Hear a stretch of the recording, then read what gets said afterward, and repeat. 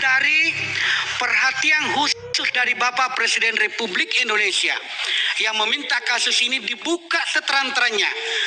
Jangan ada yang ditutup-tutupi. Saya dari fraksi Partai Golkar menyampaikan terima kasih kepada Bapak Presiden Republik Indonesia karena beliau sehingga kasus ini terbuka secara baik dan bisa disimak oleh seluruh lapisan masyarakat Indonesia. Kemudian setelah Pak Kapolri membentuk tim khusus, maka bekerjalah dengan baik. Pertama dikatakan bahwa terjadi tembak-menembak. Tim khusus menemukan bahwa tidak ada tembak-menembak sebagaimana yang diumumkan oleh Pak Kapolri langsung.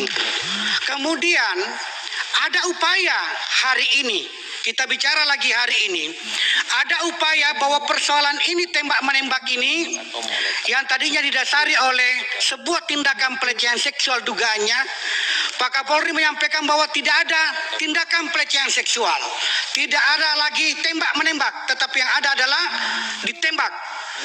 Hari ini kita disuguhkan oleh sebuah perencanaan seakan-akan di bawah ini dugaan pelecehan seksual ini terjadi lagi di Magelang. Ya, ini berarti dibawa ke sana. Ada satu anekdot atau sebuah kalimat menyatakan yang bijak begini. Satu kali orang berbohong, maka hari esok ketika dia berkata benar, maka kita bisa menganggap jangan sampai dia berbohong lagi.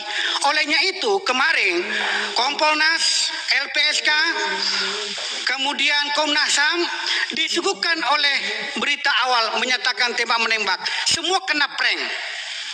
Jangan sampai yang kedua tadi ini digiring tembak menembak dari Duren 3 ke Magelang, ada pelecehan seksual lagi di Magelang, jangan sampai ini lagi menjadi prank yang kedua, jilid 2-nya. Olehnya itu ada sesuatu yang membuat saya berpikir sebagai dasarnya orang hukum adalah penetapan tersangka oleh Ibu Putri, di mana penempatan di situ ada pasal 340. Kalau pasal 40, kalau kita melakukan pendekatan delik pidana, dalam pendekatan delik pidana kalau kita mengacu kepada pelajaran di sekolah atau di kampus, memang dikenal ada dua, delik komision atau dikatakan komisionis atau delik omisionis atau omisin. Nah, apakah dia masuk pada delik yang kedua tadi itu? Di mana kalau dihubungkan dengan pasal 164 misalnya, mengetahui terjadinya sebuah perbuatan jahat, ternyata dia tidak melaporkan, maka dia dikenakan delik omission tadi ini. Apakah itu sehingga masuk dalam kategori 340 sebagai 340? Olehnya itu saya menganggap bahwa mengungkap kasus ini adalah bahagian dari mengembalikan citra kepolisian menjadi baik. Terbukti ketika Bapak sudah menetapkan semua tersangka termasuk Bapak Ferdi Sambo menjadi tersangka, secara tiba-tiba meningkat kepercayaan publik kembali kepada institusi kepolisian. Olehnya itu saya berterima kasih kepada semua tim khusus yang bekerja, karena Bapak bekerja siang malam sehingga terdongkrak kembali kepercayaan publik kepada institusi kepolisian. Terakhir, saya sangat percaya bahwa institusi ini sangat kita cintai. Teman-teman di sini sepakat kita harus menjaga institusi ini menjadi bagian daripada perjuangan bersama supaya meningkat kepercayaan publik. Olehnya itu, saya berharap penerapan semua yang terlibat, kalau memang dia anggota masih memang dilayak dijatuhi sebuah pidana, bukan hanya kode etik kepolisian, maka lakukan, Pak. Ini waktunya untuk membuat sebuah kesempatan membuat sebuah kesan yang baik. Karena Bapak masih menjabat, insya Allah masih panjang, maka kesempatan ini membuat institusi kepolisian ini menempati pada posisi yang sangat dipercaya oleh masyarakat. Itulah dikatakan legasi. Legasi ini kita butuhkan, Pak. bahwa hari ini waktunya kepolisian untuk bersih-bersih, membersihkan semua yang tadi dikatakan oleh pimpinan, ada diagram-diagram, ada ini. Saya tidak percaya bahwa itu ada. Ini adalah bahagian mungkin untuk memecah belah institusi kepolisian. Saya yakin itu, Pak. Karena saya yakin kalau orang mengatakan bahwa ini jangan-jangan dari dalam, saya mengatakan ini dari luar untuk memecah di dalam. Saya masih melihat bahwa persatuan di kepolisian masih utuh. Rakyat menunggu jari-jarinya Pak Kepolisian. Insya Allah kepolisian hadir di tengah masyarakat sebaik dan terkendali. Sekian, terima kasih. Assalamualaikum warahmatullahi wabarakatuh.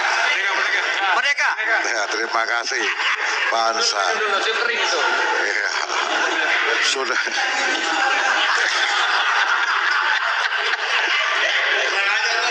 Ya, Pak Ansa dengan semangat, Pak Kapolri 7 menit dipakai penuh. Berikutnya prank Eva Yuliana prank. Setelah itu Pak Ceki Loli. Ya, siap. Terima kasih pimpinan sekaligus Ketua Komisi 3. Assalamualaikum warahmatullahi wabarakatuh. Yang saya hormati Ketua dan seluruh pimpinan Komisi 3 dan seluruh anggota Komisi 3 yang hadir, Bapak Kapolri. Aduh, ini saya nggak kelihatan wajahnya Pak Kapolri nih, sebentar. Mas Dede, minta tolong maju di, Mas Dede. Nah. Enggak, iya kan setelah Pak Anca bersemangat kan kita harus ketawa-ketawa sedikit. Iya. Nah, kalau begini kan enak.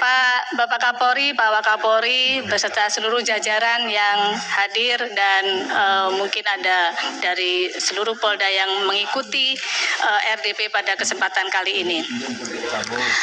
Pak Kapolri, ini memang bukan hal yang ringan dan mudah untuk diterima. Kasus yang mengkagetkan kita semua. Kami paham, Pak Kapolri pun juga tidak mudah dalam menerima adanya kasus ini. Semua orang monitor, Pak, seluruh rakyat mengikuti. Di tempat saya, Pak Kapolri, di tempat nongkrong, di warung, bahkan kalau tempat saya ada wedangan, itu pun semuanya ngomong soal ini. Bahkan mungkin ada orang pacaran pun juga ngomongin soal inilah. Karena menarik. Ini pengalaman ya, bukan pengetahuan, pengalaman. Iya. Iya, kalau saya pacaran kan wajar. Iya, karena ini menarik dan semuanya mengikuti. Nah, namun saya mengacungi jempol Bapak, karena Bapak dengan ketenangan tapi sangat tegas menyelesaikan kasus ini dalam tahapan-tahapannya. Mungkin orang akan ada yang menganggap bahwa ketenangan Bapak menganggap dari sisi negatif. Tapi menurut saya, ketenangan Bapak inilah menjadi style Bapak untuk berhati-hati namun tegas. Jadi kalau dalam istilah Jawa ini alon asal kelakon. Jadi tidak terburu-buru. Oleh karena itu Bapak, dengan segala PR yang ada ini, saya berharap tadi yang seperti Bapak sampaikan dalam paparan Bapak, itu pun juga sebagian sudah kami dapatkan informasinya, baik informal maupun formal, itu mohon ditingkatkan dan diselesaikan dengan seterang-terangnya sesuai dengan komitmen Bapak dan sesuai dengan arahan Bapak Presiden. Saya yakin Bapak bisa melakukan itu dengan style kepemimpinan Bapak. Walaupun tidak bermaksud untuk mensederhanakan persoalan ini, namun sebetulnya permasalahan atau PR yang masih sangat banyak yang dimiliki oleh kita semua, yang menjadi tupoksinya Polri masih menunggu untuk bisa diselesaikan. Dengan adanya kasus ini, banyak hal prestasi yang Polri lakukan sampai orang-orang tidak melihat karena saking semuanya berfokus pada kasus yang tadi Bapak sampaikan panjang dan lebar. Untuk itu Bapak, ada beberapa hal yang ingin saya harapkan. Yang pertama adalah kepastian hukum kepada semua yang terlibat, yang diduga terlibat. Apakah itu terkait dengan pelanggaran etik maupun dengan pidana. Dan mungkin juga bisa dipilah mana yang memang diperintah dan mana yang memang bersalah. Dan tahapan setelah itu tentu berdampak pada positioning atau berdampak pada personal anggota yang menjabat pada jabatan-jabatan tertentu. Tentu ini menjadi persoalan ketika jabatan itu kosong ataupun diisi sementara, itu segera ketika kepastian hukum itu sudah diberikan, maka saya berharap ini segera didefinitifkan atau dipastikan mana yang memang layak menurut Bapak atau institusi Polri untuk menggantikan di jabatan-jabatan tertentu, agar peran dan fungsinya bisa berjalan secara cepat, tidak menunggu adanya atau tidak menunggu dari penyelesaian kasus ini. Yang berikutnya, Bapak Kapolri, saya salut dengan Bapak, saya mengacungi jempol dengan ketegasan Bapak dalam membersihkan jaringan perjudian 303 yang disebut dengan 303. Tentu dalam membersihkan ini tidak bisa langsung dalam sekejap langsung bersih. Dalam tahapannya pasti dengan dengan komitmen dan ketegasan Bapak, saya berharap ini bisa dilanjutkan dan ditingkatkan. Berikutnya, Bapak Kapolri, rasanya saya ingin mengajak semua pihak, mari kita mengambil hikmah dari kejadian ini. Karena dalam mengambil hikmah ini, dalam setiap kejadian tidak mungkin yang datangnya ujuk-ujuk atau tiba-tiba. Tidak ada kejadian yang tidak sengaja. Semuanya memang sudah diatur oleh Tuhan. Oleh karena itu, saya mengajak semuanya untuk mengambil hikmah dari ini semua. Menurut saya salah satu hikmahnya adalah mereformasi, mengevaluasi internal Polri yang kemudian menjadi Polri yang lebih baik, Polri yang lebih bermanfaat untuk masyarakat dan bangsa. Saya setuju dengan apa yang disampaikan oleh rekan saya bahwa setelah ini jangan ada lagi komando yang lain. Bapak adalah satu-satunya komando yang harus diikuti baik di tingkatan Polda, Polres maupun di tingkatan sampai ke bawah sekalipun Polsek. Terima kasih Ketua yang baik dan bijaksana. Wallahul muwaffiq ila aqwamit thoriq. Wassalamualaikum warahmatullahi wabarakatuh. Terima kasih Mbak Eva. Ini saya informasikan kepada rekan-rekan yang hadir pada siang hari ini, yang akan bicara itu sesungguhnya yang mendaftar ada 45 di luar pimpinan. Yang sekarang bicara sudah 6. Kalau ini dikurangi 5 menitan, nanti itu kira-kira baru ancar-ancar saya 3,5 jam ke depan. Itu bisa panjang, sementara kita ada rapat jam 3. Jadi oleh karena itu harapan saya itu kira-kira ya ukurlah supaya pas yang sering-sering gitu. Ya. Master Jenderal Jeki Uli dipersilakan. Terima kasih Bapak Pimpinan berserta rekan-rekan Komisi 3, Pak Kapolri serta jajaran yang saya banggakan. Kami sudah mendengar apa yang disampaikan Pak Kapolri dari dalam paparan. Kalau saya lurus-lurus saja Pak, ini paparan ada satu yang benar, satu tidak benar. Dari situ ada yang tidak benar, ini menghasilkan cemoohan masyarakat. Kemudian yang kedua yang benar, yang hasilnya diapresiasi oleh masyarakat. Bapak Kapolri yang saya hormati, mencermati kejadian ini merupakan suatu pukulan bagi polisi sebenarnya. Ini mau dikatakan kita mundur ke belakang, kita pasti rasakan mundur ke belakang. Karena kasus ini sebenarnya hanya memerlukan saja suatu kejantanan atau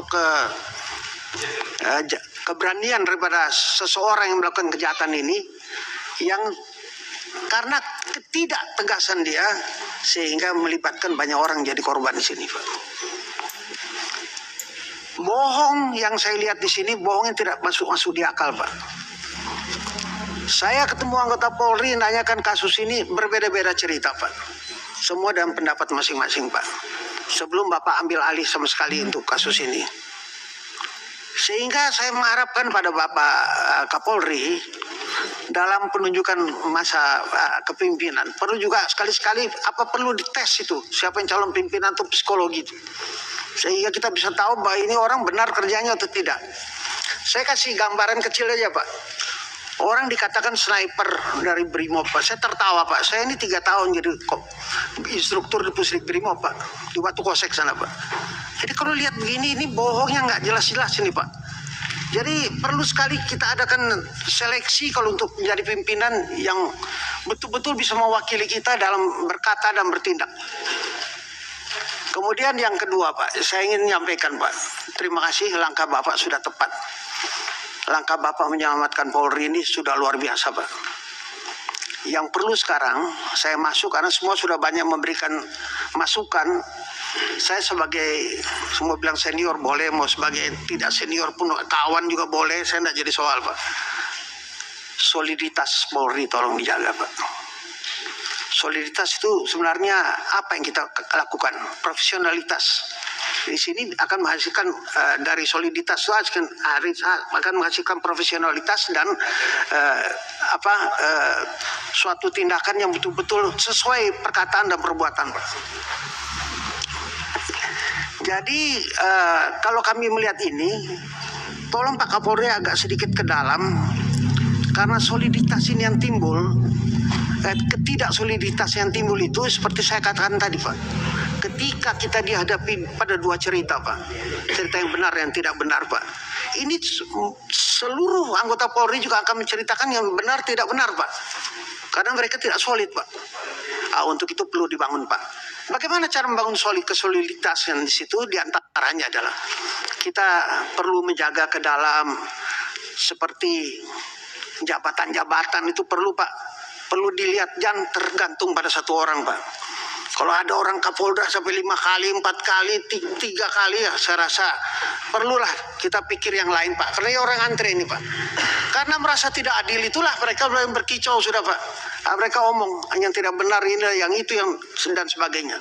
Untung saja Bapak mengambil tindakan tegas ini dengan melibatkan scientific crime investigation, artinya secara ilmiah yang tidak bisa dibantah. Andaikan tidak hanya sekedar pendapat, itu akan menghasilkan ketidakpercayaan bahkan. Jadi saya mohon itu saya sampaikan, Pak. Kemudian juga sedikit menyinggung, Pak, karena di sini ada pertanyaan mengenai masalah pendidikan, Pak. Tolong dilihat, Pak, pendidikan ini kadang-kadang ada orang yang kerjanya di hutan setengah mati, Pak. Kadang-kadang kita anggap sepele, Pak. Kita jadikan anggota yang sekolah itu mereka adalah orang-orang yang dekat dengan sumber mata air, Pak. Nggak bisa itu, Pak. Mohon diperhatikan, Pak. Ini yang bikin semua kesulitan, kekompakan kita pecah karena itu. Ini perlu diperhatikan, Pak. Jadi saya mohon dengan masukan-masukan seperti ini dari kawan-kawan dan kita sendiri, Pak, Polri bisa dilihat kita sebagai solid. Saya termasuk orang yang mentertawakan polisi itu apa perlu direformasi total atau dia mesti masuk di bawah kementerian. Saya rasa buat apa ada reformasi kita 98. Saya di lapangan, Pak, 2 tahun saya tidur di lapangan, Pak, pada saat 98 itu, Pak.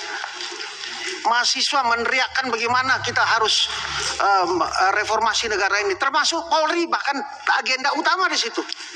Bahwa Polri keluar daripada ABRI waktu itu. Apa kita punya hasil kalau begini, Pak, reformasi ini? Jadi tolong sekali dijaga apa yang dianggap oleh orang seperti dia harus dibubarkan, reformasi total, dibawa kementerian, itu hal-hal yang mengkhianati kalau menurut saya, Pak. Mengkhianati daripada perjuangan reformasi 98. Tetapi masyarakat juga menuntut, Pak, polisi yang betul-betul bisa menjalankan tugasnya dengan baik. Di antaranya solid, itu perlu dijaga, Pak. Saya rasa demikian, saya perlu saya sampaikan Pak Kapolri, karena di sini saya rasa ilmunya polisi itu sama, Pak, mulai dari akpol sampai dengan sekolah apapun adalah kita belajar kepemimpinan di situ, Pak. Di sinilah kita terapkan seni-seni kepemimpinan dalam melaksanakan tugas di lapangan.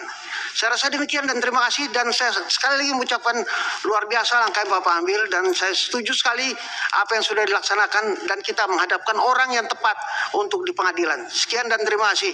Wassalamualaikum warahmatullahi wabarakatuh. Tepat 5 menit Pak Jenderal. Sebagaimana ini.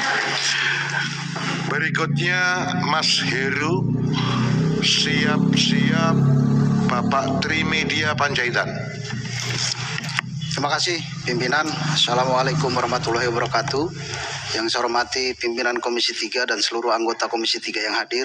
Yang saya hormati Bapak Kapolri, Bapak Wakapolri dan seluruh pejabat utama Polri pada hari ini.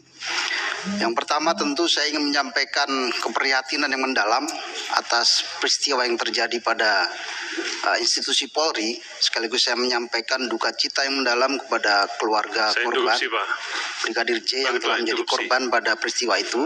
Pak Ketua, ini Pak Ketua. Mohon berkenan, saya melihat di sini kalau saya nggak salah lihat, yang terhormat Wakil Ketua DPR. Apa iya? Oh, sudahlah ini. Nah, aturannya Pak, karena kalau bisa di meja pimpinan. Apa itu? Meja pimpinan. Wakil Ketua. Bisa dilanjut? Bentar. Mana Wakil Ketua DPR? Oh, Bapak Dasko. Iya, kalau mau ke depan kami persilahkan, tapi beliau memilih sendiri di belakang. Jadi tenang aja. Baik. Saya takut salah mata saya, Pak. Ya, dia sedang bersikap rendah hati. Nanti one day tinggi hati, sekarang rendah hati dulu. Ya. Dipersilahkan. Lanjut Ketua ya. Ya. Terima kasih Ketua. Berikutnya tentu kami menyampaikan duka cita yang mendalam kepada keluarga korban Brigadir J yang telah menjadi korban pada peristiwa tersebut. Tentunya ini ada sebuah ungkapan yang perlu kita renungkan. Ibarat nilas titik rusak susu sebelanga. Karena ulah oknum kemudian institusi yang menjadi korbannya. Nah, saya kira ini menjadi koreksi bagi kita bersama bahwa institusi Polri perlu mendapat dukungan penuh dari kita semuanya untuk memberikan untuk melakukan pembenahan. Kemudian selanjutnya tentu saya ingin menyampaikan dukungan kepada Polri bahwa ternyata Polri tidak bersikap secara gegabah, tidak bersikap secara sembrono ketika dalam menangani kasus ini. Kita tahu bahwa seluruh Indonesia semuanya kena prank, Pak. Semuanya kena prank. Dan saya mengapresiasi atas sikap Pak Kapolri tidak kemudian mengikuti alur, tapi kemudian dengan penuh kehati-hatian, dengan penuh pertimbangan kemudian mampu mengendalikan situasi ini menjadi terang benderang. Nah, selanjutnya tentu ini momentum yang baik bagi Polri dalam hal pembenahan institusi Polri ke depan. Setelah kemudian kejadian kemarin ini beredar kemudian ada informasi di masyarakat, Pak Kapolri. Ada tadi disampaikan oleh sahabat Tobas tadi, ada konsorsium A, B, C, dan D. Saya kira ini perlu diperdalam Pak Kapolri kalau memang ini betul adanya. Saya teringat dengan apa yang disampaikan oleh Bapak Kapolri pada waktu rapat di sini. Polri tidak akan pernah rugi, Polri tidak akan pernah takut jika kehilangan 1, 10, 20, 30, 40, 50 anggota Polri yang kemudian mencoba untuk merusak institusi Polri. Saya kira ini semangat yang perlu kita dukung dan jaga bersama. Ini terkait dengan komitmen, ketegasan dan keberanian dari Bapak Kapolri. Ke depan tentu ini menjadi pengingat bagi kita semuanya. Semoga ke depan tidak terjadi lagi, tidak terulang kembali peristiwa yang seperti ini. Saya kira itu pimpinan. Sekali lagi bravo Polri dan semangat terus. Salam presisi. Wallahul muwaffiq ila aqwamit thoriq. Assalamualaikum warahmatullahi wabarakatuh. Terima kasih Mas Heru. Berikutnya Bapak Trimedia Panjaitan, sekaligus mohon izin arus bawah diteruskan oleh Pak. Terima kasih. Terima kasih saudara pimpinan, Bapak Ibu anggota Komisi 3, saudara Kapolri beserta jajarannya. Assalamualaikum warahmatullahi wabarakatuh. Salam sejahtera bagi kita semua. Pertama, saya senang, saya hitung ini 24 orang rombongan saudara Kapolri. Semuanya pakai baju dinas. Biasanya kalau sirse itu kalau datang ke DPR nggak baju dinas. Tapi kali ini baju dinas, mudah-mudahan semangat untuk mempolisikan diri kembali. Sehingga semuanya baju dinas. Yang kedua, mudah-mudahan saya nggak telat, nggak kelebihan waktu. Saya mencatat saudara Kapolri bilang atas arahan Presiden itu 3 kali.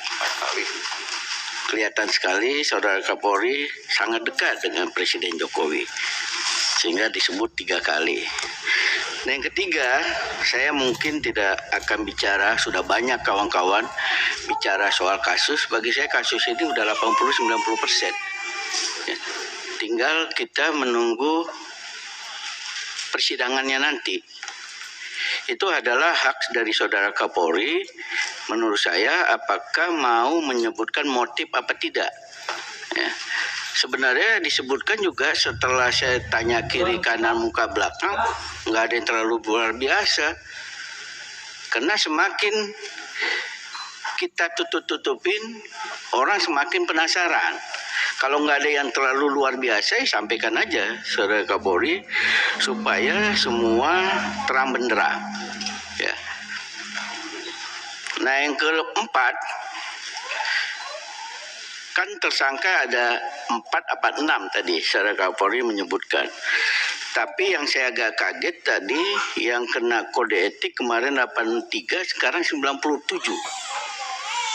Nah, kalau boleh kami diberikan nama-nama itu, ya, jabatannya, perannya. Kalau memungkinkan saudara Kapolri, tadi juga sudah dijelaskan sedang berlangsung sidang kode etik.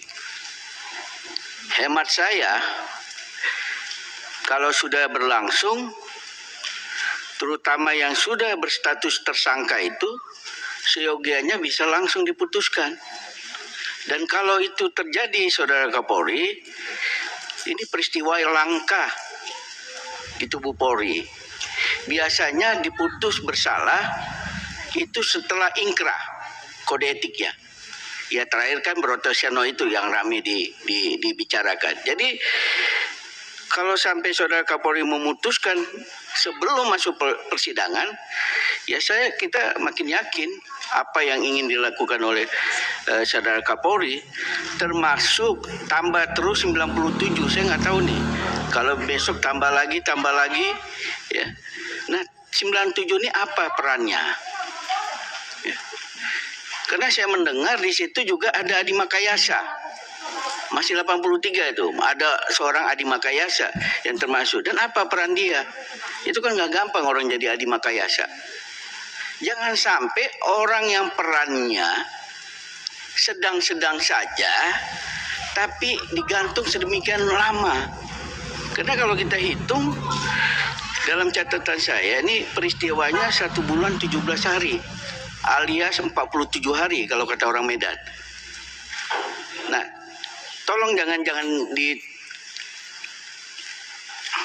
pending karena mereka ada keluarganya menyampaikan, Saudara Kapolri, dengan peran yang minim, tapi sudah muncul stigma kepada mereka, keluarganya, pembunuh.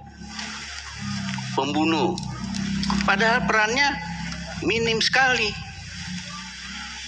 Ada yang cuma disuruh bikin mindik, ya kan itu atas perintah. Betul nggak Pak Kabar Eskrim? Ini teman saya begadang di Medan nih, Kabar Eskrim. Masuk barang itu. Di Aston. Cuman beliau kadang-kadang mulai lupa. Iya kan? Romo? Nah, segeralah itu putuskan, Saudara Kapolri, supaya mereka juga tenang. Kalau memang bersalah, ya disikat. Kalau tidak, ya segera peringatan ringan, tertulis, demosi. Nah, yang kelima, Saudara Kapolri, Kapolri dari kasus ini menurut saya segera melakukan bersih-bersih dan konsolidasi. Kalau saya mengusulkan, tadi juga sudah sebagian teman menyampaikan, kalau seandainya ada masih anasir-anasir Sambo, ya dipinggirkan. Bukan disikat, tapi dipinggirkan. Kalau ada anasir-anasir yang tidak merah putih dengan Saudara Kapolri, tidak mendukung kepemimpinan Saudara Kapolri, pinggirkan juga. Nggak usah ragu-ragu, mau senior, mau junior, pinggirkan. Karena Saudara Kapolri ini sangat didukung oleh masyarakat. Ya. Sangat didukung Presiden, sangat didukung oleh Komisi 3. Saya penanya ke-9, padahal saya datang jam 9 kurang 10. Saya pikir saya udah paling enggak penanya ke-5 lah. Ternyata ke-9. Ya mungkin kena TV banyak live kan. Kalau kata Pak Bambang Pacul. Waktu. Ya sebentar Pak. Nah tolong lakukan itu Pak. Dan kelima, tolong benahin juga internal Polri, terutama kalau saya membaca Pak, kewenangan Propam itu yang Pak tanda tanganin tanggal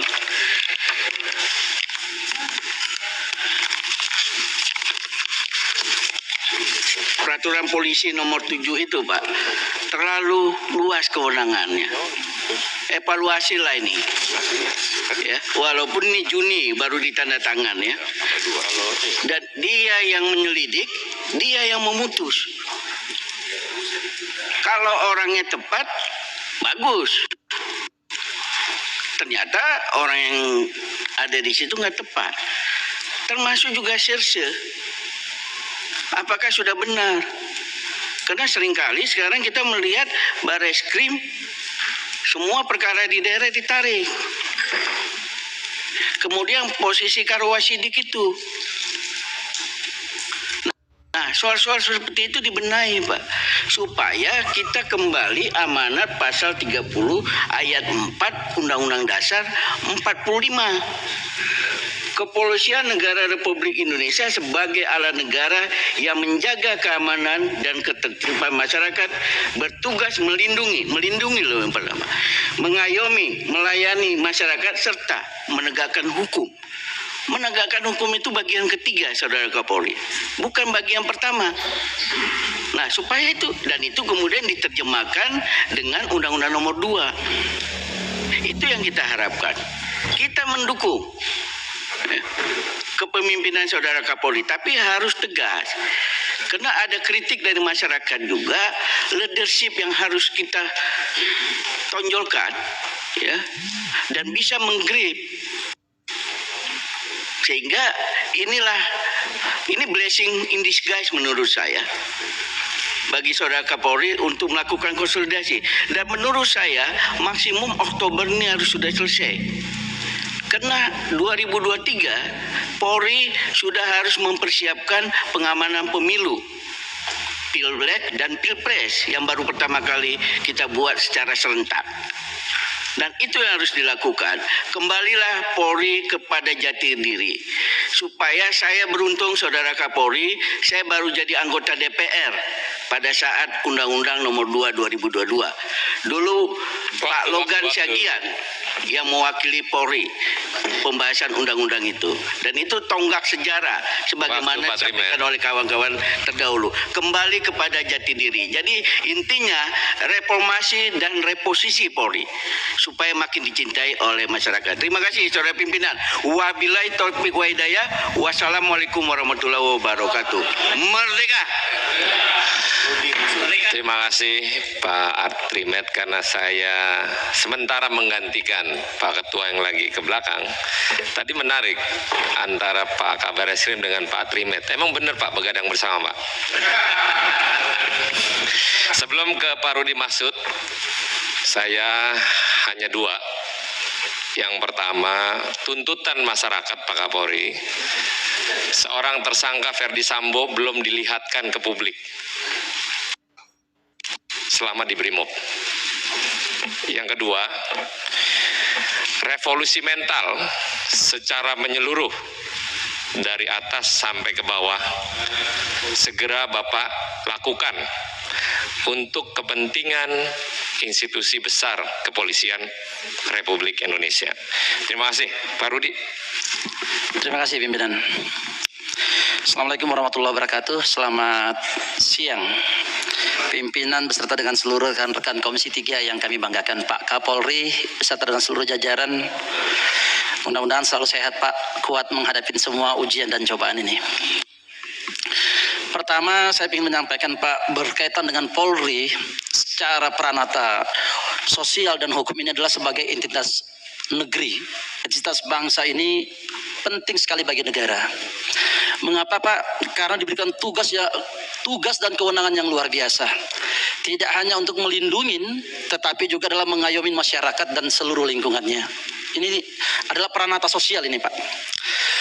Dan secara manajemen saya apresiasi apa yang dilakukan dan ditindakan oleh tindakan Pak Kapolri adalah melaksanakan manajemen untuk opsi paling cepat, paling tepat serta efektif dan efisien, yaitu mengembalikan citra polisi kepada publik. Maka Polri ini wajib melaksanakan dengan tempo yang sesingkat-singkatnya. Apa itu Pak? Adalah komitmen Pak Kapolri. Potong kepala ikan busuk itu Pak. Itu adalah komitmen dari Pak Kapolri. Tetapi menurut saya Pak, ada juga hal yang harus dilakukan Pak Kapolri, bukan hanya komitmennya, tetapi juga adalah pemberantasan ini harus wajib dilaksanakan, bukan hanya potong kepalanya saja Pak, tetapi ekornya pun juga harus ditebas, badannya juga harus dibakar Pak. Ini baru menunjukkan tindakan dari presisi Pak Kapolri ini. Kami apresiasi Pak untuk hal itu. Dan juga ada beberapa hal Pak yang menjadi pertanyaan seluruh publik saat ini adalah berkaitan dengan mengapa kejadian ini bisa terjadi di rumah petinggi Polri Pak, yang notabene adalah polisinya polisi. Di mana kepemimpinan Polri ini Pak, tentunya yang menjadi pertanyaan kita adalah membiarkan terjadinya malpraktek. Penyidikan yang luar biasa ini tentunya bukan hanya di mata Kapolres Pak, tetapi juga di mata Kapolda, bahkan juga mungkin di mata Kapolri Pak. Nah, yang saya juga ingin tanyakan adalah, bukankah kewajiban seorang Polri bila mana menemukan TKP ini untuk menjaga status quo-nya? Karena kenapa di sini terjadi rekayasa Pak? Terutama adalah berkaitan dengan kerusakan segala yang terjadi di tempat TKP. Hilangnya juga barang bukti, ini juga menjadi persoalan Pak. Karena dalam peristiwa ini seolah-olah terjadi justru pembiaran. Karena kenapa Pak? Sengaja di TKP ini dirusak ini barang-barang yang menjadi alat bukti ini. Nah, yang repotnya Pak adalah segerombolan Pak, sekelompok polisi propam yang mestinya notabene sebenarnya tidak punya kewenangan di dalam melaksanakan mengolah TKP. Ini yang menjadi masalah, bukan hanya melanggar prosedur Pak, tetapi adalah merendahkan kualitas profesional penyidikan, dan yang lebih repotnya lagi adalah mengkhianati sumpah jabatan, tribrata dan catur prasatya. Sekali lagi Pak, tanpa menampilkan rasa kemanusiaan yang harusnya dijaga dan dijunjung tinggi oleh Polri, apalagi korbannya ini adalah anggota Polri sendiri Pak. ini perlu menjadi diungkap kasus ini Pak seterang-terangnya agar masyarakat kita ini mengetahui bahwa Polri kita ini adalah Polri yang presisi. Dan juga ada yang ingin beberapa hal yang ingin saya sampaikan Pak adalah berkaitan dengan momentum. Momentum perubahan internal ini sangat-sangat penting Pak, terutama di seluruh aspek organisasi.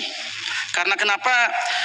Yang mesti harus dilakukan adalah bukan hanya jangan langkah-langkah pragmatis Pak dan pencitraan saja, tetapi yang paling penting adalah Polri menggunakan momentum ini untuk bisa berbenah mulai dari tataran kepemimpinan, manajerial, dan tentunya juga adalah berkaitan dengan pelaksana teknis. Penting sekali ini Pak Kapolri, karena kenapa masyarakat kita ini, bangsa ini sangat menaruh harapan yang besar dengan kepemimpinan Bapak. Dan juga saya ingin sekali Pak menginginkan bahwa kita menginginkan bahwa Polri kita ini Pak adalah satu di dalam internal kepolisian ini. Tentunya saya mengharapkan bahwa tidak ada polisi-polisi kita ini Pak yang melacurkan diri, terutama kepada penjahat Pak. Ini menjadi permasalahan Pak, karena kenapa? Bapak apapun bentuknya yang harus dilakukan Pak adalah berkaitan dengan jaringan 303. Mau benar ataupun mau salah, mesti harus Pak Kapolri memberikan jawaban itu.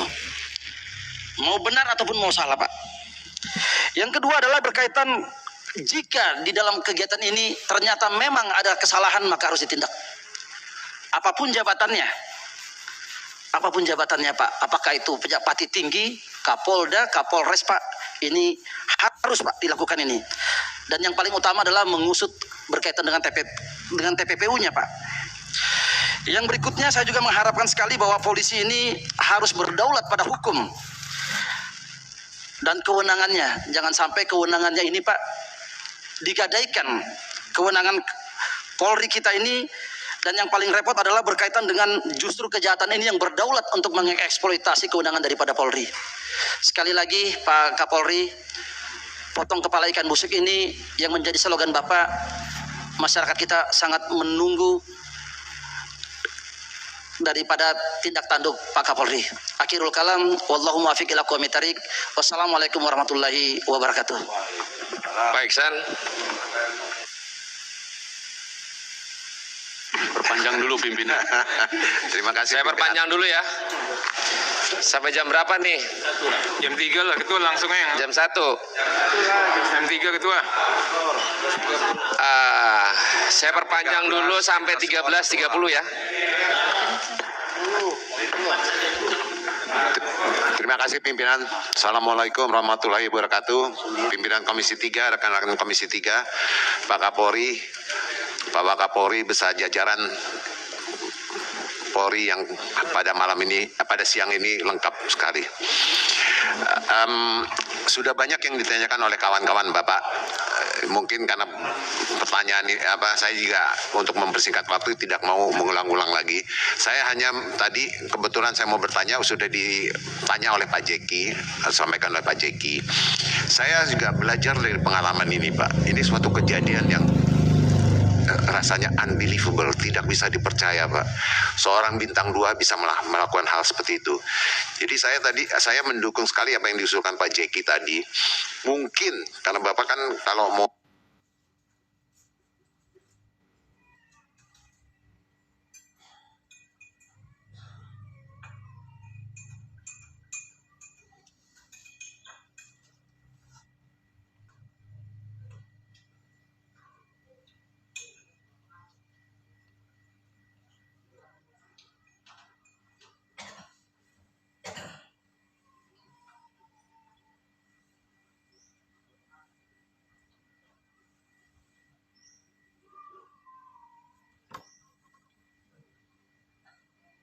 naik pangkat, mau sekolah segala macam itu melalui suatu proses, ada psikotes, ada segala macam. Begitu sudah selesai Sespimti, kan itu udah lepas semua. Sementara jabatan makin tinggi itu bukan juga tekanan psikologis dan tekanan lain-lain itu hilang, Pak. Makin tinggi kita, makin berat dan tanggung jawab psikologisnya juga pasti lebih berat. Jadi belajar dari pengalaman ini, mungkin apa yang disampaikan Pak Jeki tadi, saya juga mendukung untuk umpamanya hal-hal seperti ini dalam rangka penempatan jabatan, walaupun dia katanya jabatan bintang atau itu adalah prerogatif presiden atau dengan SK presiden, tetapi proses psikotes ini belajar dari pengalaman ini sekali lagi untuk dilakukan psikotes, Pak, untuk mengenal kembali kejiwaannya yang terakhir psikologisnya dia setelah dari Sespimti yang mungkin sudah 4 tahun, 5 tahun segala macam ini, yang tentu pengalaman-pengalaman ini bisa mempengaruhi psikologis yang bersangkutan.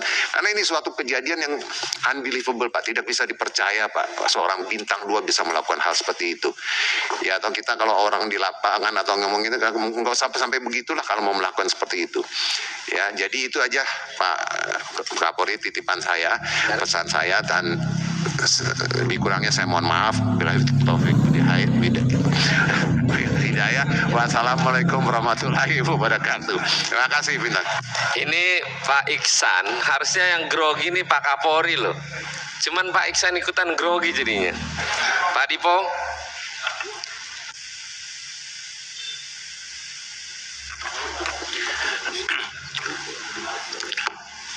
Assalamualaikum warahmatullahi wabarakatuh. Salam sejahtera bagi kita semua. Yang terhormat Bapak Kapolri, Jenderal Polisi Listio Sigit Prabowo beserta jajarannya, pimpinan dan rekan-rekan Komisi 3 yang saya hormati dan saya banggakan.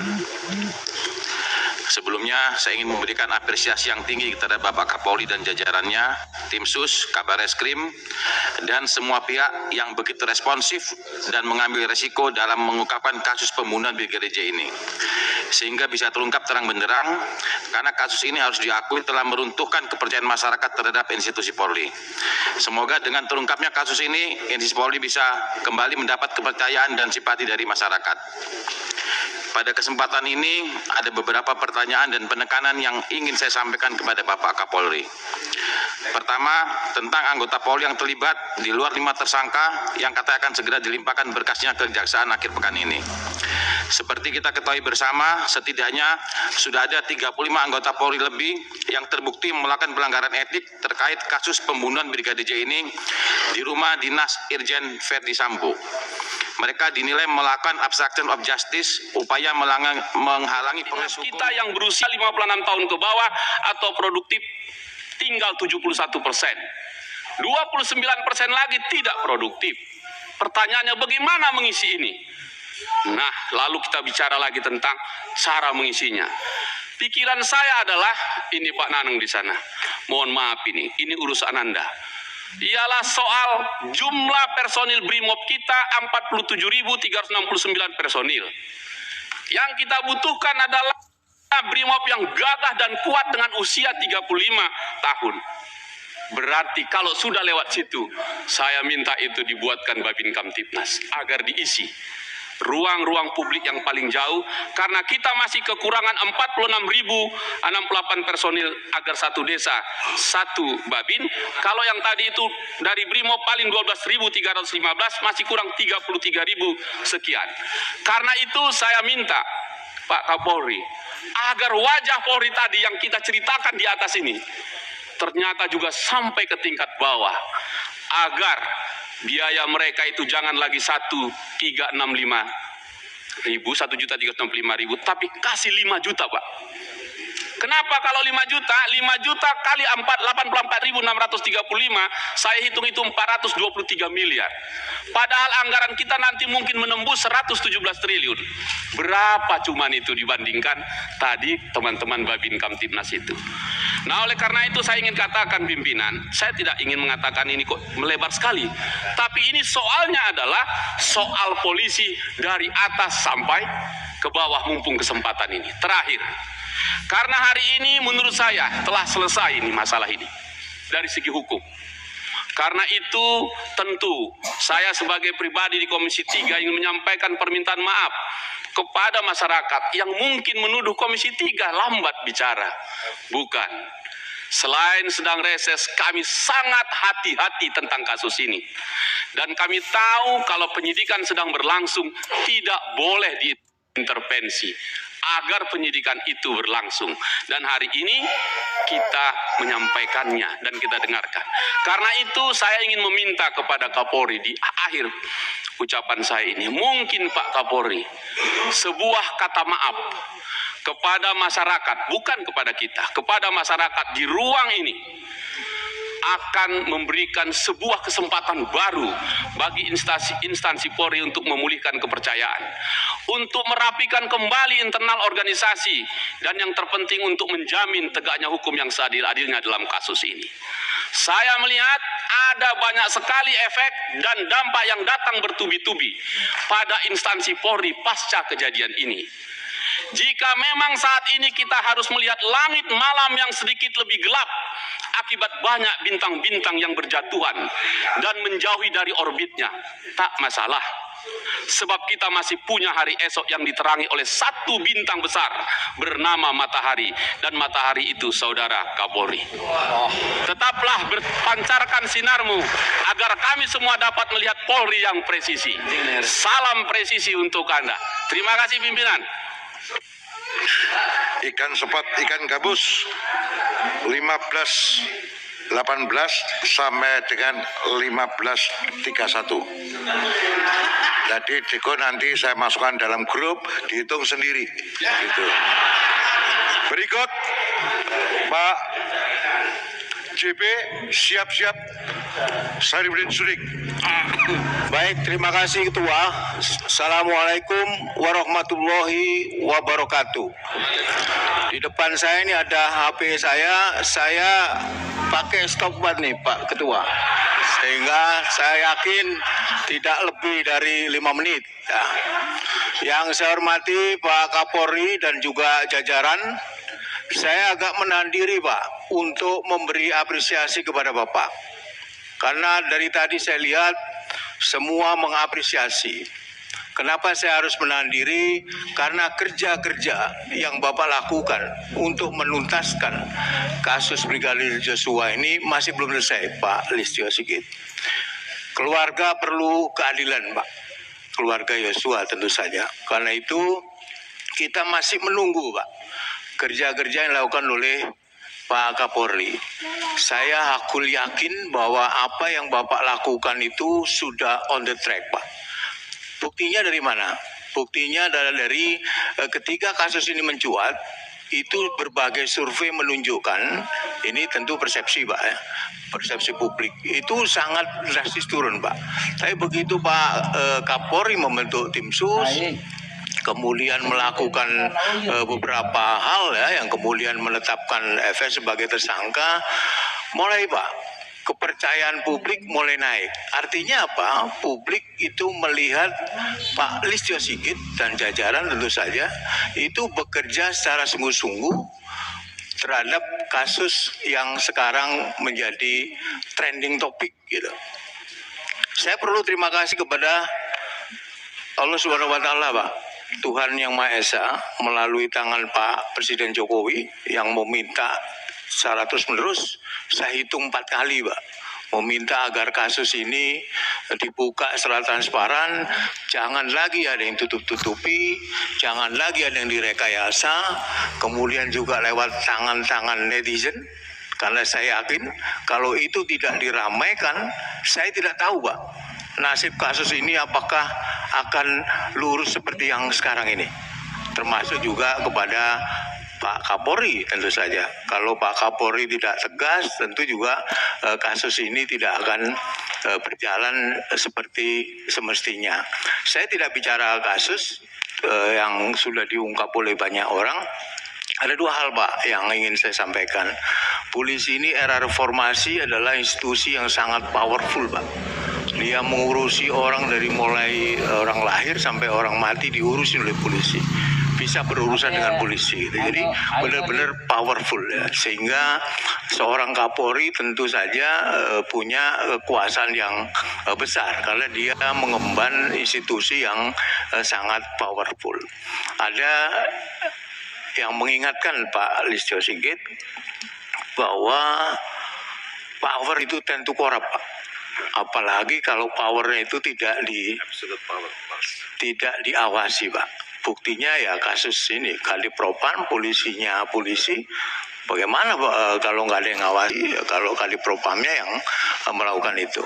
Karena itu menurut saya ini momentum, Pak, yang perlu juga di RDP pertama dulu saya sampaikan ke Pak Listio Sigit kalau masih ingat. Kalau ada Kapolda nakal, kalau ada Kapolres nakal, main proyek, meres, jangan dimutasi, Pak, pidanakan. Saya nggak nyebut bintang 3 karena bintang 3-nya udah bagus-bagus saya lihat. Pak Doviri yang humble saya lihat, saya tahu betul ya. Kemudian Pak Agung yang komitmen tegas dalam bersikap. Pak Agus ini juga tegas saya lihat. Paling tidak tegasnya dari konferensi pers saya lihat Pak Agus tegas tuh kemarin. Kemudian ada Pak Anang yang sekarang udah bintang 3, Pak Anang. Pak Gatot yang mendampingi Pak Kapolri. Pak Listio Sigit, Bapak didukung oleh orang-orang yang punya komitmen, punya integritas. Jadi jangan ragu-ragu, Pak. Apalagi saya dengar ASSDM-nya ini juga Adi Makayasa yang pinter juga, Pak Wahyu Dada ini. Ini jadi Bapak didukung oleh orang-orang yang luar biasa. Karena itu Bapak harus benar-benar menjalankan tugas itu dengan sebenar-benarnya, Pak. Yang kedua, ini yang menjadi keprihatinan saya, Pak Listio Sigit. Saya beberapa kali ke Dapil, Pak. Tadi juga sempat diungkap oleh Pak Adi, dan juga oleh beberapa rekan. Sekarang saya lihat polisi-polisi yang di bawah ini, Pak, Kapolres, Kapolsek, mulai menikmati hidup hedon, Pak. Jadi kalau bukan Kapolresnya atau Kapolseknya, istrinya, Pak, di medsos. Pamer sepeda harga 300 juta dan lain sebagainya. Ini menyakitkan, Pak. Saya bukan berarti banyak sekali polisi yang baik, Pak. Saya kemarin nonton di tayangan televisi ada Kapolsek yang membagi tiap hari Jumat membagi makanan, itu kan bagus, Pak. Jadi Polri ini benar, apalagi tadi sampaikan oleh Dr. Hinca yang Babin Kamtipmas itu luar biasa, Pak, kerjanya. Saya sering ke Dapil, Pak Listio Sigit, sehingga tahu beberapa anak buah Bapak itu juga bagus, ada juga yang nggak bagus, Pak Listio Sigit. Nah, ini di tangan Pak Listio Sigit bagaimana kemudian menertibkan itu, Pak. Jadi kalau ada, saya sekali lagi saya ulangi, kalau ada yang nakal-nakal jangan lagi dikasih toleransi, Pak. Pak Listio Sigit, saya ini sebenarnya kasihan, Pak, sama Pak Kapolri ini ya.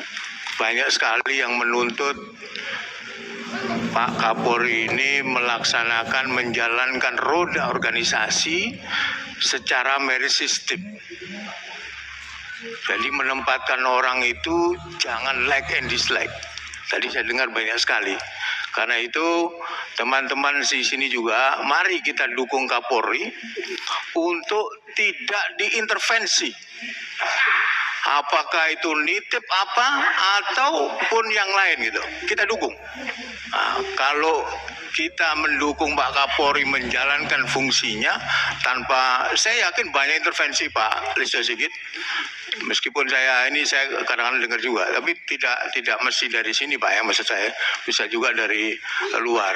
Nah, kalau kita mengharapkan Pak Kapolri ini seperti tuntutan tadi harus merit system dan jangan meletakkan orang dalam jabatan itu like and dislike, ya mari kita dukung. Jadi kalau ada yang intervensi, ya jangan berintervensi gitu, Pak Sigit. Yang terakhir ini masih sudah lebih 7 menit nih. Aduh, mohon izin pimpinan, ini sudah lebih 2 menit. Jadi terakhir, Pak Listio Sigit, jika Bapak lurus dan benar dalam menjalankan fungsi sebagai Kapolri, Pak, saya Johan Budi SP, nomor anggota A219, akan mendukung sepenuhnya. Tetapi sebaliknya Pak Listio Sigit, Kalau Bapak mulai belok-belok, mulai tidak lurus dan tidak benar, saya orang pertama yang akan meluruskan Bapak. Paling tidak dengan tindakan, kalau tindakan Bapak cuek, dengan ucapan, Pak. Kalau ucapan Bapak juga tidak kubris, saya akan mendoakan, Pak.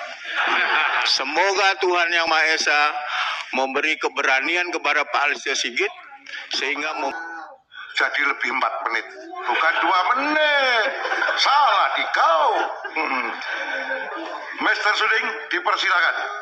Baik, terima kasih pimpinan Bapak Ibu anggota Komisi 3 yang saya hormati, Bapak Kapolri, Pak Wakapolri, beserta para pejabat utama dan jajarannya yang saya hormati. Assalamualaikum warahmatullahi wabarakatuh. Tadi sudah banyak disampaikan oleh kawan-kawan ya terkait masalah tema utama kita pada siang hari ini. Saya tidak akan masuk lagi bagaimana tentang penguatan di institusi kepolisian, sistem dan sebagainya. Tapi ada satu hal yang saya coba urai ya, karena ini tidak dijelaskan Pak Kapolri dalam paparannya terkait masalah motif. Suatu peristiwa pidana tentunya tidak terlepas dari motif. Ada hubungan kausalitas, sebab dan akibat, kan begitu. Setiap suatu peristiwa pidana pasti ada hubungan sebab dan akibat. Tadi dalam halaman 23, motif Saudara Ferdy Sambo merencanakan dan memerintahkan Saudara Richard melakukan penembakan akan diungkapkan di persidangan. Saya akan mengkonfirmasi Pak Kapolri benar atau tidak tentang motif ini. Dari berbagai sumber dan saya mencoba memformulasikan tentang motif ini dan mudah-mudahan Pak Kapolri memberikan jawaban benar atau tidak tentang apa yang saya sampaikan. Kejadian di Magelang tadi sempat disinggung. Tanggal 2 mereka berangkat ke Magelang, rombongan pertama itu ada Putri, ada Brigadir J, ada Ricky, Richard, dan Kuat, termasuk asisten rumah tangga namanya Susi. Itu tanggal 2. Tujuan mereka adalah untuk melihat anaknya yang sementara sekolah di Magelang. Dan mereka tinggal di salah satu rumah di Magelang, rumah kecil, lantai 2, dan segala aktivitas dalam rumah itu bisa dilihat. Sangat mudah untuk dilihat. Lalu kemudian tanggal 4 ada kejadian. Ada kejadian di mana Brigadir J atau pada siang hari si Putri tidur di sofa di ruang tamu. Lalu kemudian datang Brigadir J ingin membopong, katakanlah seperti itu, mengangkat Putri untuk masuk dalam kamar. Melihat kejadian itu si Kuat membentak si Brigadir J agar tidak melakukan itu dan menyentuh ibu. Lalu kemudian mengurungkan niatnya. Tanggal 6 Ferdy Sambo menyusul dan ingin merayakan hari pernikahannya pada malam hari. Bergabunglah mereka di sana, di Magelang. Besok paginya Ferdy Sambo pulang di Jakarta, balik tanggal 7 pagi. Lalu kemudian ada kejadian pada sore hari. Jam 17.30 menjelang maghrib. Ini sebenarnya pemicu. Saat itu Brigadir J masuk dalam kamar, Putri di lantai 2, dan keluar dari kamar dilihat oleh Kuat. Mengendap-endap, lalu kemudian ditegur. Kenapa masuk ke kamar ibu? Kemudian lari. mendengar ada tangisan di dalam kamar oleh Putri, didengar oleh Kuat, didengar oleh Susi, lalu kemudian ingin mengkonfirmasi apa yang sedang terjadi, apa yang sedang dialami oleh Putri.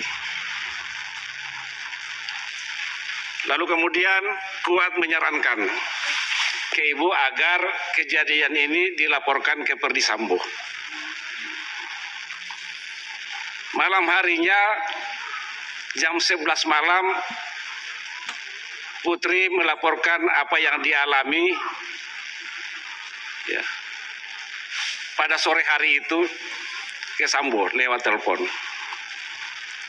Karena pada jam 7.30 ya menjelang maghrib melihat ibu dalam kapal, Kuat melihat ibu dalam posisi nangis, pakaian acak-acakan dan sebagainya sambil menangis. Tolong saya disampaikan benar apa tidak tentang informasi ini, tentang motif ini. Jam 11 malam Putri menelpon ke Perdi Sambo dan sambil menangis menyampaikan bahwa saya diperlakukan seperti ini oleh si Brigadir J. Ditanya lebih lanjut di Jakarta nanti saya jelaskan. Artinya penjelasan lebih rincinya nanti dijelaskan oleh Putri ke Perdi Sambo setelah tiba di Jakarta. Mereka berangkatlah tanggal 8 balik, berangkat pagi dari Magelang ke Jakarta. Tiba di rumah Saguling sekitar sore hari. Dikonfirmasi. Boleh jadi juga Perdi Sambo mengkonfirmasi kepada para ajudan pada saat di Magelang apa yang dialami oleh ibu, sehingga muncul kemarahan. Muncul kemarahan, emosi dan sebagainya saat itu. Tiba di rumah Saguling, dikonfirmasi apa yang dialami oleh ibu. Ternyata diceritakan semua apa yang dialami tanggal 4 lalu kemudian tanggal 7 itu. Marahlah si Perdi Sambo, murka, hilang akal sehatnya sebagai bintang 2, yaitu di luar nalar kita.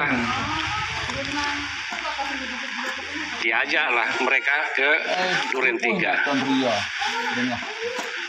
Di Duren 3 terjadilah pembunuhan ini yang dilakukan oleh Richard dan juga oleh Sambo. Setelah merasa bahwa dia harkat dan martabat, kehormatan dan harga dirinya sebagai suami dilecehkan sedemikian rupa. Malam harinya Sambo melaporkan kejadian di Duren 3. Pada titik ini saya ingin mengkonfirmasi benar apa tidak tentang kronologi ini. Itu satu. Lebih rincinya bisa saya jelaskan. Tapi secara garis besarnya begini Pak Kapolri, supaya berita di luar tidak simpang siur. Ini harus dijelaskan Pak, karena peristiwa pidana tidak bisa dikatakan, oh ya nanti di sana dijelaskan dan sebagainya. Ini ada hubungan kausalitas, sebab dan akibat, dan dalam hukum pidana kita kenal itu. Bisa Pak? Bisa. Saya langsung konfirmasi. Benar apa tidak tentang kronologi ini? Jadi kalau bertanya pada mitra, lewat sini dulu Pak. Oke, lewat pimpinan. Ya. Diizinkan. Jadi begini Pak, ini Bapak endapkan dulu, tidak usah langsung karena ini bukan pansus. Jadi, enggak, pimpinan, ini akan ada pertanyaan lanjutan. Pertanyaannya apa tadi Pak? Oh enggak, setelah dijawab. Bagaimana Pak Kapolri? Mau dijawab enggak? Silakan Pak. Interupsi pimpinan. Jangan diinterupsi. Jangan diinterupsi. Ini ruang saya. Pak Kapolri. Silakan Pak Kapolri. Baik, terima kasih. Mungkin jawab terkait beberapa penyampaian yang disampaikan oleh Pak Suding. Dari yang disampaikan beliau ada banyak hal yang memang sesuai Pak. Namun mohon izin terkait motif ini kami sementara sudah mendapatkan keterangan dari saudara RS. Namun kami juga ingin memastikan sekali lagi untuk memeriksa Ibu PC. Sehingga nanti yang kami dapat, apalagi pada saat posisi beliau sebagai tersangka, apakah berubah atau tidak. Dengan demikian kami bisa mendapatkan satu keberatan terkait dengan masalah motif. Terima kasih. Baik. Jadi pada intinya jadi cukup kronologi mengandung kebenaran, tapi untuk lebih diperdalam setelah diperiksa Ibu PC. Baik. Terima kasih Pak Kapolri. Karena ini perlu penjelasan Pak, supaya ini berita di luar tidak simpang siur, ada LGBT lah, ada inilah, masyarakat kita sangat mudah mengkonsumsi berita-berita hoax gitu loh. Seperti ada temuan uang 900M di rumah Verdi Sambo, apa betul itu terjadi? Apa benar ada penemuan seperti itu? Apa benar polisi melakukan penyitaan? Apa benar ada angka seperti itu? Mohon dijawab Pak Kapolri. Interupsi pimpinan. Sebentar Pak. Enggak. Sebentar. Pimpinan. Ada tata tertib dalam MD3. Ketika seorang anggota menanyakan terhadap sesuatu mitra, itu tidak bisa diinstruksi oleh anggota. Diingat itu. Silakan pertanyaan dilewatkan di sini, jangan diinterupsi. Jadi kita sama-sama tahu tata tertib. Sebentar pimpinan, saya hanya meluruskan disampaikan. Tidak bisa diluruskan ketika ada pertanyaan sebuah anggota. Bukan, saya tidak meluruskan Pak Suding. Saya interupsi pimpinan tadi. Saya tidak menteruskan Pak Suding. Ketika ketua bicara, saya interupsi. Jadi saya tidak menginterupsi anggota, saya menginterupsi pimpinan. Kalau tidak diperbolehkan interupsi pimpinan, apa dasarnya? Terima kasih. Saudara Johan Budi, mekanisme rapat kita, rapat dengar pendapat, itu dipimpin oleh pimpinan. Pimpinan mengatur jalannya rapat. Oleh karena itu, setiap mitra ketika sedang berbicara lewat sini, prosesnya Pak Suding sedang bertanya sama Pak Kapolri. Pertanyaan langsung kayak begini jika lewat di sini, nggak bisa langsung juga. Kecuali kalau itu pansus angket yang sudah disumpah, ini enggak. Baik. Jadi ini izin. Lewat apakah pimpinan. Pak, sebentar dulu Pak. Bapak masih mau melanjutkan pertanyaan pada Pak? Akan lanjutkan. Ya. Lewat pimpinan. Yes, oke. Makasih. Nggak dijawab. Terkait dengan berita yang viral, ini menurut saya ini perlu ada kejelasan Pak. Ya, ini perlu ada kejelasan Pak Ketua, supaya masyarakat kita tidak lalu kemudian disuguhi dengan berita-berita hoax yang memang sengaja di-framing dan tujuannya memang seperti apa yang dikatakan oleh Pak Desmond tadi atau siapa tadi. Agendanya adalah untuk merusak institusi kepolisian. Pintu masuknya lewat kasus Sambo, seperti kata Pak Arteri ya. Ada agenda seperti itu. Jadi kita jangan melihat hanya sekilas bahwa kasus ini, tapi ada agenda besar di balik ini. Nah itu kita tidak inginkan. Institusi kepolisian ini dirusak sedemikian rupa oleh pihak-pihak luar yang tidak bertanggung jawab. Nah, makanya kita minta dari tim cyber supaya proaktif melacak pihak-pihak yang tidak bertanggung jawab ini untuk merusak institusi negara seperti institusi kepolisian. Itu terkait menyangkut masalah temuan uang, banker dan sebagainya.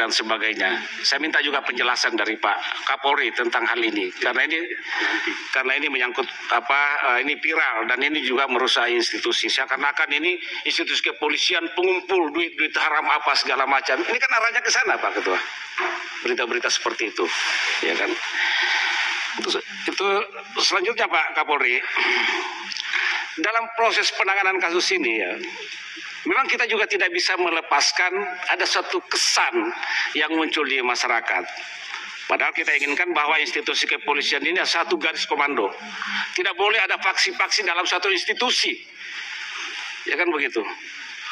Oke lah, kalau kemarin ada mengatakan ada Kaisar Sambo yang membangun kekuatan yang begitu besar di dalamnya, begitu.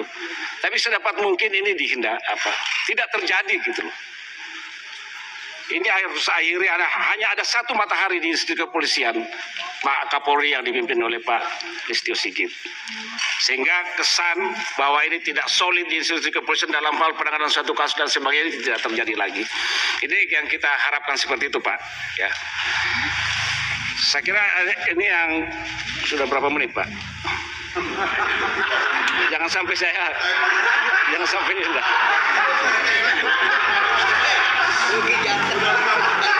Ini bukan.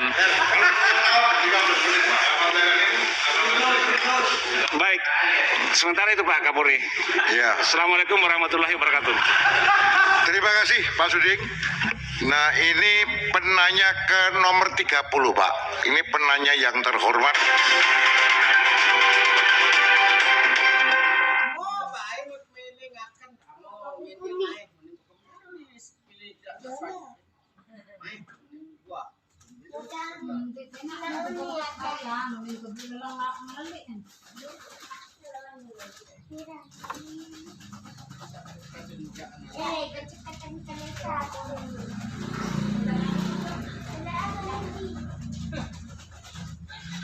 Iya, panas. Tidak bisa.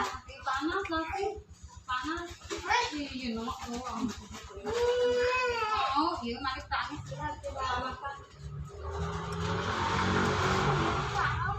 Yang terhormat Wakil Ketua DPR bidang politik, hukum dan keamanan, Dr. Dasko, Bapak Ibu anggota Komisi 3 yang saya hormati, Pak Kapolri, Pak Kapolri dan pejabat utama di lingkungan kepolisian Republik Indonesia.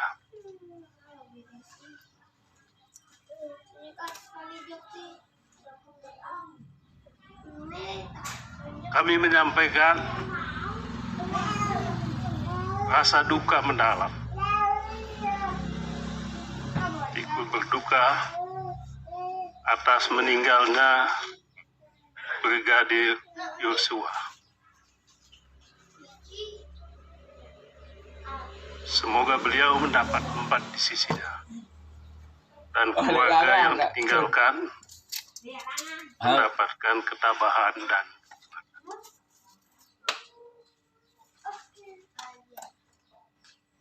kami juga ikut prihatin dengan apa yang dialami oleh institusi kepolisian pada saat ini.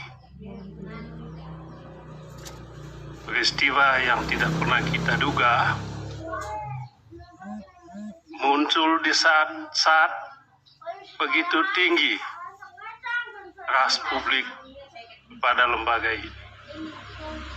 Saya pun termasuk begitu tinggi kepercayaannya. Sehingga begitu muncul penjelasan kepada publik bahwa ada tembak-menembak antara ajudan di rumah Jenderal Sambo, dan ada pihak yang menuntut meminta supaya Jenderal Sambo dinonaktifkan. Saya termasuk yang mempertanyakan mereka yang mengusulkan itu. Apa alasannya? Ajudan tembak-menembak kok Jenderal yang dinonaktifkan. Kebetulan memang saat itu saya lagi di kampung halaman, lagi reses. Informasi yang kita peroleh juga begitu terbatas. Sehingga sebatas itulah yang kita paham tentang kasus ini. Kita prihatin dengan kasus ini, bukan soal kematiannya, bukan soal tembak-menembaknya, tetapi kita prihatin sebab kasus ini terjadi di dalam institusi yang tadi kita katakan mendapat trust publik yang begitu tinggi dan juga yang mencengangkan. dilakukan oleh seorang jenderal bintang 2 kepada anak buahnya. Sadis, pembunuhan tanpa ada rasa kemanusiaan.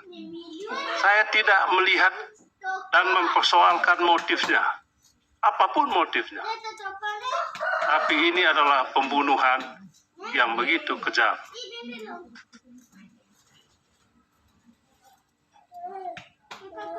Ketika 2 hari yang lalu, Ketua Kompolnas menyampaikan cerita tentang kerajaan Sambo yang katanya begitu mendominasi institusi kepolisian dan menceritakan betapa sulitnya kasus ini diungkapkan. Begitu sulitnya kebenaran kasus ini diungkapkan, dan diungkapkan setelah ada permintaan Bapak Presiden. Bapak Presiden konon katanya 4 kali meminta Pak Kapolri supaya ungkapkan kasus ini apa adanya. Kerajaan Sambo begitu mendominasi institusi ini. Maka pada saat itulah dalam konteks cerita Ketua Kompolnas yang adalah juga Menko Polhukam, bagaimana dia menceritakan bagaimana Pak Kapolri juga tersandra oleh kerajaan Sambo ini.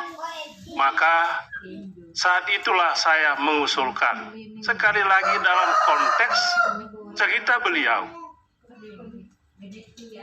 saya mengusulkan, kalau begitu Bapak Menko Polhukam, mengapa pada saat itu tidak diminta saja kepada Bapak Presiden supaya Pak Kapolri dinonaktifkan sementara untuk bisa ungkapkan kasus itu apa adanya. Kalau betul kerajaan Sambo memang sudah mendominasi sampai ke bagian-bagian yang paling suci di lembaga ini. Itu yang saya katakan. Daripada Pak Menko Polhukam cuap-cuap di publik, cerita ada jenderal yang mengancam mengundurkan diri. Kan itu ceritanya, Pak. Yang kita minta juga sebut saja namanya. Jangan bikin masalah. Anda Menko Polhukam, pembantu Presiden. Sampaikan itu kepada Bapak Presiden untuk diambil langkah. Tidak lebih dari itu. Ya Bapak, kemudian ada teman-teman yang rame-rame untuk wah kami mendukung. Tidak ada konteks itu. Kalau soal dukung, saya dukung sepenuhnya Pak Kapolri. Dengan kata dan juga dengan doa. Dan tidak ada agenda untuk, kalau tadi dibilang oh ada yang usul nonaktifkan karena membawa agenda pihak ketiga siapa? Tidak ada itu. Yang ngomong itu mungkin membawa pesan kelompok atau golongan-golongan yang ingin diperjuangkannya. Tapi jelas kita tidak.